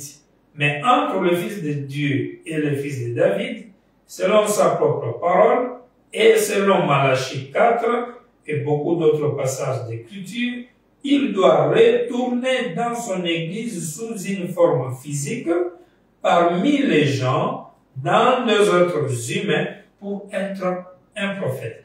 Vous allez remarquer ici que Jésus vient sous 3 noms. Fils de l'homme, la première venue de Jésus-Christ là, il était le fils de l'homme. Ce n'était pas Lucifer qui faisait le travail du fils de l'homme. Vous faites ça comment? Mais vous ne voyez pas que votre Dieu devient carrément le Dieu de francs-maçons, ou bien de gens de développement personnel. Ils dessinent un cercle, ils mettent ils tracent une coupe en deux, et il y a pensée négative et pensée positive. C'est ça Dieu et Satan. C'est la même chose. Moi, je vous dis que vous êtes en train de devenir des satanistes, mais adorateurs d'Abraham. C'est dit pour moi de vous dire, mais c'est la vérité. Parce que la doctrine qui est défendue là, où Jésus et où le diable devient fils de l'homme. Non, non. L'opposé du fils de l'homme, chez le diable, c'est les grands médiums, les grands, les gens là les grands magiciens, c'est eux qui sont l'opposé, les faux prophètes. Et Frère Branham dit, leur caractéristique, ils ne prêchent jamais la repentance. Ils ne prêchent pas le salut. Parce qu'une fois, on avait dit à Frère Branham, ce que tu fais comme miracle de guérison, tout ça, c'est démoniaque, parce que même les médiums là, eux aussi guérissent les malades. Frère Branham a dit, les guérissent pas les malades, parce que le diable ne guérit pas, on va le saisir. Mais par contre, il dit, preuve, c'est que les gens qui sont allés le constater, ils ont la foi en Dieu. Pourquoi Dieu les a ordonnés? Mais vous verrez, je disais dans la démonologie, il dit, vous verrez que ces gens-là ne parlent jamais de la foi, ni de la repentance, ni du salut. Parce que le diable ne peut pas venir vous prêcher la vérité. Non. Il ne peut pas venir t'aider. Quand lui vient vers toi, c'est pour te détruire. Maintenant, qu'est-ce que vous trouvez dans la vie de Jésus, dans son ministère, qui est allé dans le sens de détruire la race humaine, pour qu'il soit Lucifer? C'est pas là. Le Fils de l'homme l'attribue naître sous les étoiles, jamais le diable ne peut le faire. Tout frère qui dit que le diable peut naître sous les 3 étoiles, c'est un maudit. il est maudit, c'est un maudit. Il raconte des choses qui sont à l'opposé de la perfection de Dieu. Tout celui qui dit que le diable peut être le fils de l'homme, c'est un maudit. C'est un maudit. On n'a pas un autre mot. Je peux vous trouver un autre mot si vous voulez dans la parole. Et on appelle ça imbécilité. Amen. Hein, je parle le temps. Je suis coincé. Prenez les hommes qui sont maintenant en prison. 115. Et Jésus lui-même a dit, comme le Père m'a envoyé, moi aussi je vous envoie. Et comme le Père l'a envoyé prêcher aux vivants, à ceux qui avaient de l'espérance, et ensuite présenter le même message à ceux qui n'avaient pas de l'espérance, il semble que c'est opportun en ce moment et cela doit être fait. Parce que l'Esprit de Christ qui habite en nous ne change pas sa nature ni la méthode de Dieu. Il doit être le même dans chaque génération. Il doit être le même, il a dit, comme le Père m'a envoyé, moi aussi je vous envoie. Les ministères doivent être semblables. Donc Jésus dit, comme le Père m'a envoyé, moi aussi je vous envoie. Et William Branham conclut, le ministère doit être semblable au point qu'il a dit, je vois certains de vous inscrire le passage de l'Écriture, Saint Jean 14, 12. Celui qui croit en moi fera aussi les œuvres que j'ai faites. Voyez, les œuvres de prêcher aux perdus, guérir les malades, et ensuite c'est à qui il est impossible d'être sauvé. Voyez, l'œuvre a continué de la même manière. Ainsi, ceci a-t-il été, puis-je le dire comme ceci, le ministère de Jésus-Christ s'est réincarné dans son Église en ces derniers jours. C'est ce que beaucoup de nous croient. Je le crois avec vous, je crois ceci. Si ce n'était pas le cas, je ferais quelque chose d'autre à ce sujet. Parce qu'après tout, c'est moi qui suis concerné dans ceci. Donc, William Branham a reçu la réincarnation du rôle, du travail, du ministère qui était dans un homme appelé là-bas Jésus-Christ. Imaginez-vous si cet homme est un diable, c'est ça l'héritage qu'il laisse à William Branham. Donc, Jean 14, 12, il a dit, celui qui croit en moi fera aussi les œuvres. Il a prêché, il a guéri les malades, mais vous dites que tout ce qu'il avait fait là est diabolique. Et c'est tout ça qu'il a ramené à William Branham. Et puis vous dites avec ça, oh, on l'aime. Maintenant, nous qui sentons ça que vous le brisez, on vient pour le défendre en mettant Jésus à sa place. Vous nous accusez encore que non. Nous sommes, je ne sais pas comment. Donc, en fin de compte, on se rend compte que le diable n'est pas gentil. Il est en train de détruire William, de combattre William. C'est pourquoi avec ça, les gens viennent et disent, oh non, incluons nos différents, on est tous des Branham. Non, moi, ne me mettez pas aux bêtises. Moi, je ne suis pas dans ces Branham. Si c'est ça là, moi, je ne peux jamais être dedans. Il ne faut même pas que quelqu'un cite mon nom dedans. Ah, je ne le connais pas, ces gens. Ces gens, je ne les connais jamais de ma vie. On peut se croiser dans la route, on se salue comme des êtres humains. Bonjour monsieur, bonjour, ça va? Ouais, bah, chacun pour soi dit pour tous. Sinon, ça là, je ne vois pas sur quelle base on va copier. On va copier quoi? Parce que Jésus devient le Fils. Et le diable est capable d'être le Fils de l'homme. Le diable est capable de naître sous les étoiles. Mais là on est où? Et c'est son ministère qui est traité diabolique, ou je ne sais pas, qui était bon, mais dans un corps diabolique, je ne sais pas. Alors que pour que la colombe descende sur un corps, il faut que ce corps soit agneau. La colombe ne peut pas aller sur un bouc. Voilà pourquoi à Gethsemane, la colombe a quitté Jésus, car le péché étant devait être mis sur lui, il devenait un bouc. Et c'est pourquoi il a crié, mon Dieu, pourquoi m'as-tu abandonné? Et puis tu entends un frère qui dit, s'il était le juste, pourquoi Dieu l'a abandonné? Alors que David a dit, je n'ai jamais vu un juste être abandonné. Et quand David chante disant, je n'ai jamais vu un juste être abandonné, mais ça n'a aucun rapport avec Jésus à la croix. Parce que Jésus à la croix, il n'était plus même le juste. Il était devenu injuste. Mais la petite simple réflexion, même humaine, même pas spirituelle, devait vous faire comprendre que quand Jésus était à la croix, il était devenu littéralement péché. Voilà pourquoi Frère Branham l'appelle le serpent d'airain. Pourquoi airain? C'est-à-dire péché jugé. C'est qui est différent du serpent ancien. Parce que le serpent ancien, c'est un autre être à part entière. Il n'a rien à voir avec le serpent d'airain. Cette différence-là, elle est simple. Donc, ça fait que le fait qu'il soit le péché jugé, le fait qu'il soit maudit, Dieu devait le laisser. C'est pourquoi il l'a abandonné à la croix. Et là, Frère Branham dit, après l'avoir abandonné, il a encore revenu vers lui. Et vous avez parlé, vous avez vu qu'il y a eu résurrection et tout ça. Et vous avez vu que Frère Branham dit, il est le fils de l'homme, Dieu dans la chair humaine, il est le fils de Dieu, c'est lui qui parcourt le 7 âges de l'Église. Le diable n'a pas parcouru le 7 âges de l'Église pour être le fils de Dieu. Parce que le fils de Dieu dira le 7 âges de l'Église, c'est le Saint-Esprit. Comment un frère normal peut dire que non, le diable peut être le fils de Dieu? C'est pas possible.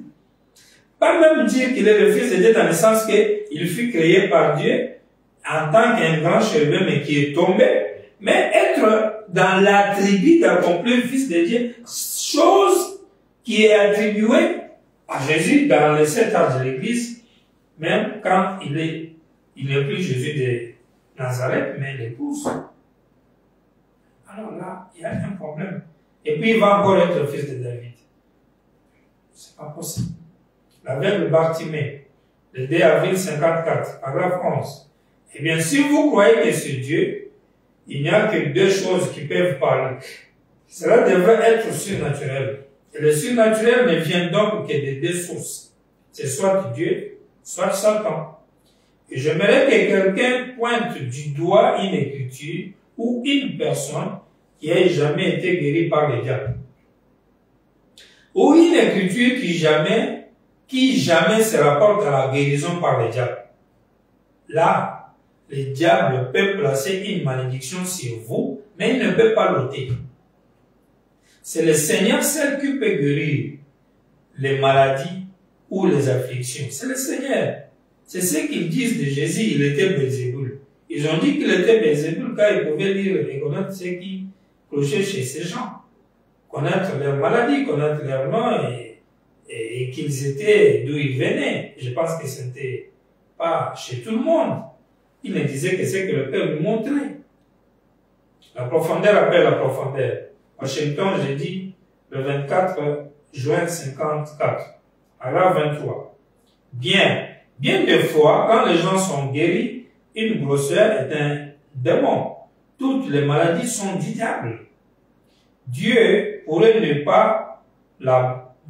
met pas la maladie sur ses enfants. C'est le diable qui le fait, voyez. Et si Satan chassait Satan, vous dites, eh bien, le diable aussi guérit. Eh bien, Jésus a dit qu'il ne le peut pas. Il a dit, si Satan chasse Satan, son royaume est divisé. Ainsi, il ne peut pas. C'est Dieu seul qui guérit. Le médecin et le médecin, la médecine et le médecin ne prétendent pas guérir. Les frères Maillot sont parmi nous, nos meilleurs spécialistes. Ils disent, nous ne prétendons pas guérir, disent-ils. Nous prétendons simplement que nous assistons la nature. Il n'y a qu'un seul guérisseur, c'est Dieu. On peut saturer une plaie à votre main, mais on ne peut pas la guérir. On ne peut que la saturer. Un dentiste peut arracher une dent, mais qui va guérir cette plaie? Un médecin peut ôter l'appendice, mais qui va guérir la plaie de cette opération? C'est Dieu. Le médicament ne fait pas pousser les tissus. Le médicament n'est qu'une aide. C'est Dieu qui est le guérisseur. Un médecin peut remettre votre bras en place, mais quand il vient remettre votre bras en place, vous ne sortez pas guéri. Le médecin fait son devoir. C'est qu'on lui a appris à faire, et après la connaissance qu'il a pour le faire, il remet votre bras en place, mais il laisse Dieu guérir, c'est vrai. Toute guérison vient de Dieu.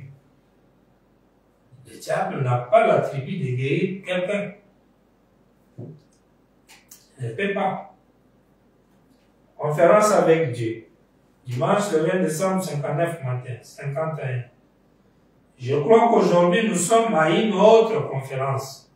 C'est la venue du Fils de Dieu. Il a dit à ses disciples, je ne connais ni la minute ni l'heure. Personne ne le sait, même pas les anges. Mais un jour, il se tiendra une conférence, en d'autres termes, et le Père décidera du moment où je reviendrai. Je crois que cette conférence est en cours et que les décisions se prennent. Son esprit va venir sur terre avec une telle puissance qu'il va se tenir là dans l'assemblée, discerner les pensées de l'esprit.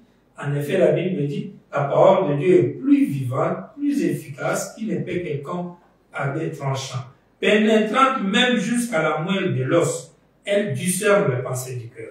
Donc vous allez remarquer que ici, voilà, quand il évoque Jésus disant que pour l'heure et le jour, personne ne connaît ni les anges ni les fils, mais quel est le jour qu'on ne connaît pas? Voilà, le jour où lui-même Jésus la reviendrait. Donc celui qui dit qu'il ne connaît ni jour ni l'heure là, c'est lui-là même qui reviendra. Mais là, si vous dites, comme tu ne connais ni jour ni l'heure, tu es diable. Mes chers frères, vous voulez vraiment nous rendre fous ou bien c'est quoi au juste? Hein? L'une des raisons pour laquelle Jésus est Satan, c'est parce que Satan ne connaît pas, parce que la septième chose, c'est le jour et l'heure. Satan ne connaît pas, Jésus ne connaît pas. Mais maintenant, Frère Branham dit, la personne même lui dit, il ne connaît pas, là, celui qui va revenir. Tu mets où ça? Tu dis, non, c'est pas lui qui revient, tu comprends pas? Le corps là, c'est ça, c'était autre chose. Maintenant, si le corps là était autre chose et qu'il ne connaissait pas, mais Moïse ne connaissait pas l'heure et le jour. Les anges ne connaissent pas. Tous les anges qui ne connaissent pas l'heure et le jour sont des démons. C'est grave. Et ça, là, c'est raisonnement aussi de son frère, je te réponds, la question vient de loin. Mais c'est ça le raisonnement. Et puis un raisonnement enfantin, c'est-à-dire inutile quoi. Ouais, ça fait vraiment rire, c'est vraiment pitié. On voit des gens adultes qui se comportent comme ça. C'est vraiment pitié. Mais avec tout ça, on prétend des histoires, on prétend. Heureusement que nous vivons dans un monde de la liberté. Qui va venir empêcher l'autre de parler? Qui va venir? Dieu, Frère Branham, c'est pourquoi il nous a donné la liberté.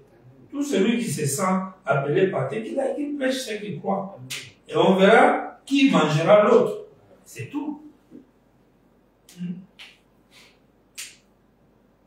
Quand vous prenez le sermon sur ta parole, prêché à Los Angeles, dimanche le 6 novembre 51 soir. 6 mai 51 soir. Paragraphe 3. Jésus a une fois guéri un garçon, il a dit une parole à son père. Le lendemain, la fièvre avait quitté le garçon. Ce jour-là, il a commencé à se remettre. Et la Bible a appelé cela un miracle. C'est encore les heureux miracles que Jésus a accomplis quand il est entré en Galilée. Premièrement, il a changé l'eau en vin. Eh bien, cette eau serait un jour devenue divin de toute façon. Voilà comment William Branham nous raisonne. Oh frère, Zoé, comme Jésus a changé l'eau en vin, donc c'est un magicien. Ah! Ok. Maintenant, écoutez, pour frère Branham, quand il a changé l'eau en vin, premièrement, il a changé l'eau en vin. Eh bien, cette eau serait un jour devenue du vin de toute façon. Peut-être, mais elle aurait eu à passer par un processus normal qui consiste à devenir une vigne, être transformé en raisin comme cela. C'est ça le processus normal. Jésus a simplement contourné tout cela parce qu'il était le Dieu de la nature. Il avait simplement contourné la vigne et tout, et il a changé l'eau en vin parce qu'il avait le contrôle de toutes choses. Cela n'a pas eu à être distillé ou à passer par n'importe quel procédé de fabrication de vin. Je ne sais pas, mais de toute façon, il a directement changé cela en vin. Là, c'est ce que nous appelons un miracle. Donc, William Branham prend cet acte-là, de changer l'eau en vin, comme un miracle qui les ramène à la divinité, qui est Dieu de la nature, qui est capable de prendre l'eau, l'amener au vin par création, justement, à partir de quelque chose, sans utiliser la procédure normale. Et les frères viennent et ils disent, non, non, non, non, comme il a fait ça, et appelle ça permutation. Donc, il a perverti l'eau en vin. Non, non. Et quand on dit, vous avez le problème de français, les gens s'énervent. Mais la perversion est différente que la transformation de l'eau en vin, parce que la transformation de l'eau en vin est probable, c'est possible, parce que dans le raisin, il y a l'eau. C'est pourquoi il faut madame dit, l'eau qui pouvait un jour devenir du vin. Parce qu'il y a de l'eau dans le vin, dans le vin, tout comme dans le raisin. Il y a l'eau dedans. Donc lui, il a contourné le processus. Ça ne le rend pas un magicien, mais au contraire, ça le rend Dieu à ce niveau là-bas, de l'ombre là-bas, qui crée à partir de quelque chose. Venez le voir l'intérieur. Samedi le 21 janvier 56, 31. Il a prouvé cela lors de son premier miracle en changeant l'eau en vin et tout, démontrant qu'il avait contourné le processus divin. Il a simplement prononcé la parole, l'eau a été changée en vin. Cela serait enfin devenu du vin au bout d'un processus.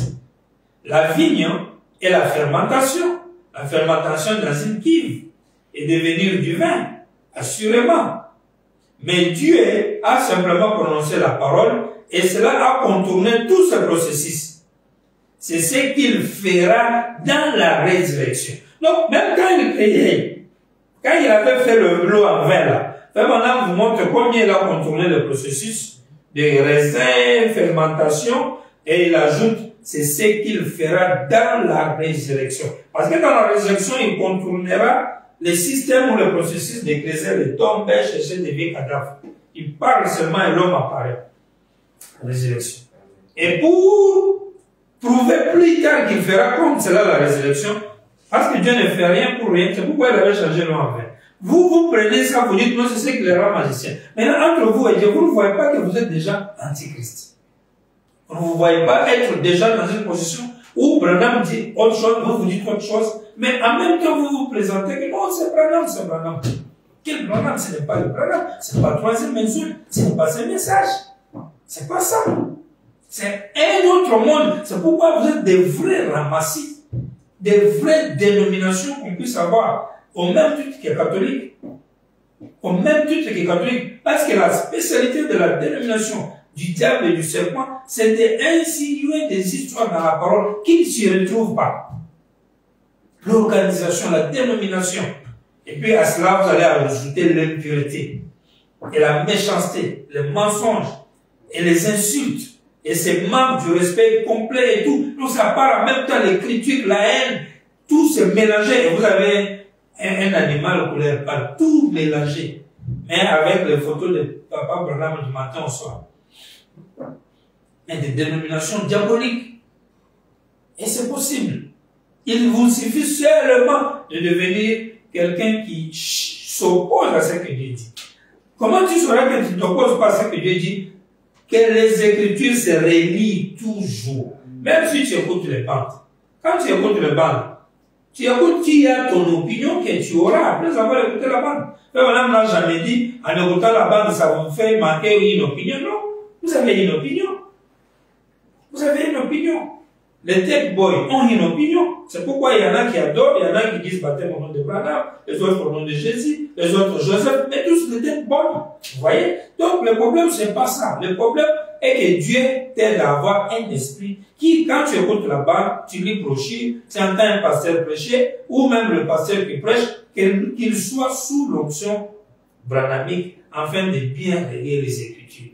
Et afin de bien comprendre ce que la bande dit sans le dire carrément. Sinon, il n'y a pas de garantie que non, c'est quand j'ai fait ça que j'éviterai ceci ou cela. Non, non. C'est pas ça la garantie. Prenez Shalom. Sierra Vista, dimanche le 12 janvier 64, 174. Mais avez-vous remarqué lorsqu'il a accompli son premier miracle, Il a pris de l'eau et l'a changé en vin. Est-ce vrai? Il a pris de l'eau qui peut-être potentiellement un jour aurait été du vin, mais c'était de l'eau. Premièrement, le vin c'est d'abord l'eau. Et lorsqu'il nourrit 5000 personnes, qu'a-t-il fait? Il a pris quelque chose qui a existé comme de l'eau, il a pris un poisson qui une fois a nagé et qui est né d'un œuf, et il l'a brisé. Et un autre poisson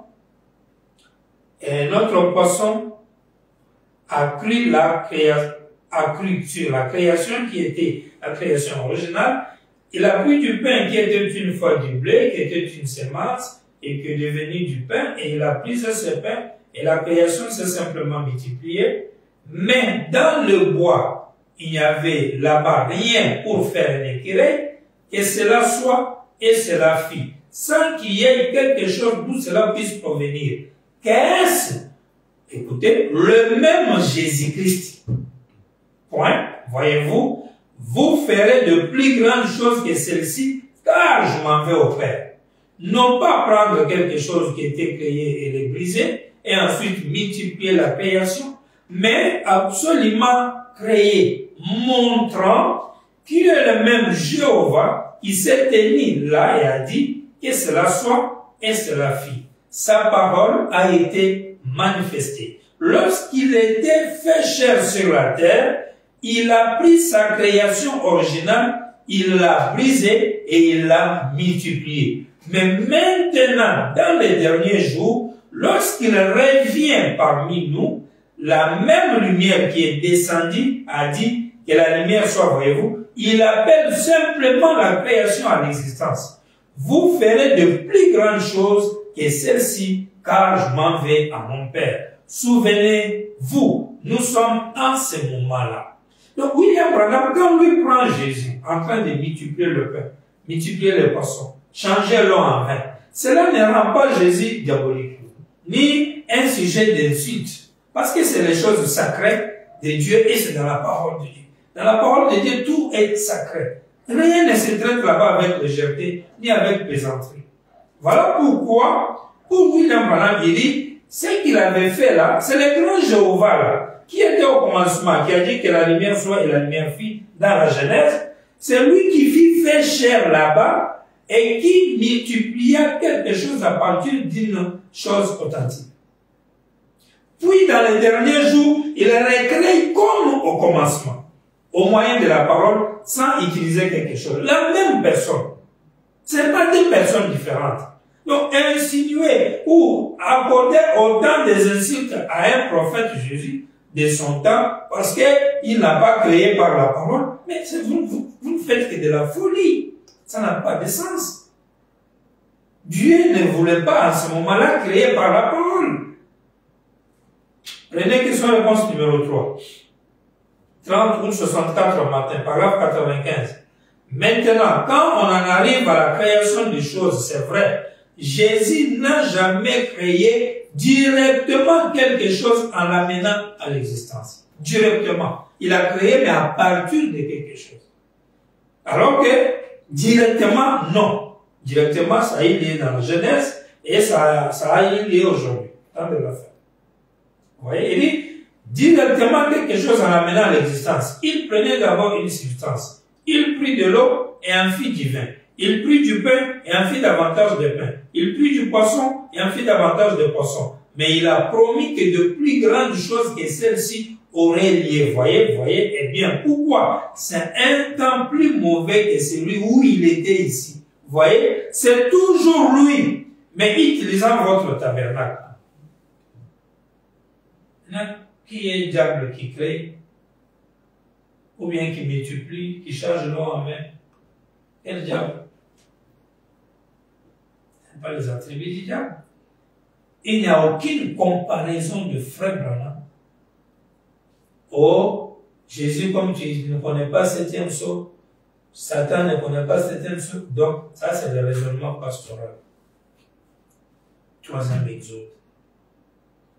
Pourquoi? Je ne sais pas. J'étais à Lomé et de passage, j'ai vu une vidéo et le propriétaire de la vidéo a dit quoi? Il a dit, c'était publié. Les journalistes qui posaient des questions ont dit, Ramenez-nous les questions ou les réactions par rapport à ça. C'est une très, très grande force. Même pas force doctrine, mais c'est-à-dire qu'une perversion de Moël. C'est-à-dire, quand vous voyez la perversion dans l'immoralité du monde, là, maintenant quand vous êtes maintenant la perversion dans la religion, c'est-à-dire la même perversion dans laquelle est tombé le christianisme, c'est ça la même chose avec nos amis adorateurs qui disent ces choses-là. Parce qu'ils sont des satanistes. Ils ne savent pas qu'ils adorent Satan. Parce que là, les endroits où ils placent Satan, là, la doctrine des satanistes, c'est la même chose qu'ils font. Il est l'ange de la lumière, il est le grand architecte, celui qui nous donne ceci, celui qui a construit l'humanité, celui qui a inspiré les savants. Lisez les livres, vous trouverez ça. Lisez les livres. Et quand ils développent la notion du destin, c'est pourquoi ils disent que Dieu et Satan, c'est la même chose. Dieu, c'est Satan. Dieu, c'est quand ça va dans le sens droit. Satan, c'est quand ça va dans un autre sens. C'est du noir et blanc. C'est un même cercle. Et quand vous prenez la doctrine là de Jésus, le diable, le frère du troisième exode là, c'est exactement pareil. Dieu, il est sur les étoiles, il est le fils de l'homme, il est le fils de David, il peut créer, il peut guérir les malades, il peut tout faire. Donc la seule chose qui le rend une autre couleur, seulement est créé. Ici, il s'appelle Branham. Ici, il fait tout le reste, il s'appelle Jésus. Mais la même personne. Il a eu le même ministère, il a eu la lumière de l'Est est apparue à l'Ouest, il a eu tout ce que Jésus avait. N'est-ce pas nous qui prêchons matin, midi, soir, Jean 14, 12? Et si Jean 14, 12, c'est Jésus qui dit, je vous envoie, j'enverrai ou je ferai, c'est lui qui fera plus grand que moi. Et tout ça, c'est lié au diable. Vous ne voyez pas là où c'est du noir au blanc, du même cercle. Voilà la doctrine sataniste. Si vous n'êtes pas au courant, essayez de lire le livre, vous trouverez. Vous comprendrez que c'est cette doctrine sataniste-là qui est aujourd'hui dans le message de Jean Branham, dans le troisième exode, qui fait que Branham est Dieu Tout-Puissant envoyé par Jésus-Christ qui est le diable.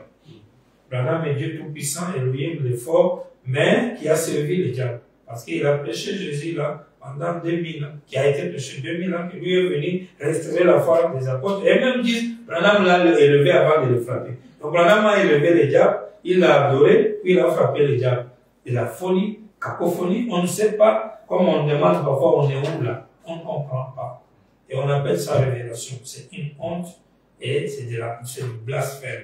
C'est un manque de crainte de Dieu et c'est une preuve de la chute, de la perversion.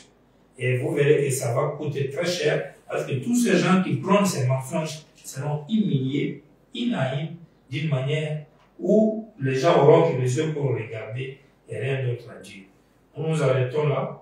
À cette demande que nous vous avons fait au début, je salue d'abord avant de finir mon ami, le révérend Jos, de l'autre côté à Kabinda. Un jour, Dieu nous fera grâce de le visiter. Pasteur Soleil, qui est à présent à Bumbashi, je vous salue.